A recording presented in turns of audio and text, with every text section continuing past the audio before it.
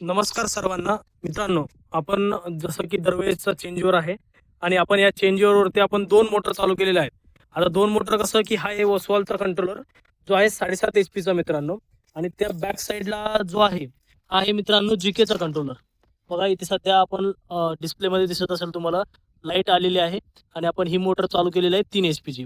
आता हा आपण चेंजओव्हर का वापरलाय तर मित्रांनो, हा सेटअप पूर्णपणे तुम्हाला पुढून दाखवतो मी. हा चेंजवर सध्या खटकावर आहे.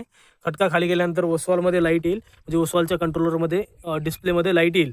तर मित्रांनो, हा चेंजवर वापरलाय का हे तुम्हाला मी सांगतोय. बघा, हे आहे 7.5 HP चा पूर्णपणे सेटअप. आणि या 7.5 HP च्या सेटअपवरती आपल्याला एका टाइमला आपण 7.5 HP ची मोटर चालू शकतो आणि एका टाइमला आपण 3 HP ची मोटर चालू शकतो किंवा 5 HP ची मोटर चालू शकतो सेम पॅनलवरती. म्हणजे आपल्याला पॅनल वाढवायची गरज नाहीये, किंवा तुमच्या शेतामध्ये जागा नसेल तर आपण ह्या जुन्या 7.5च्या सेटअपवर, जसं की हा सरांचा जुना 7.5चा सेटअप आहे आणि यावरती आपण 3 HP ची बोरवेलची मोटर.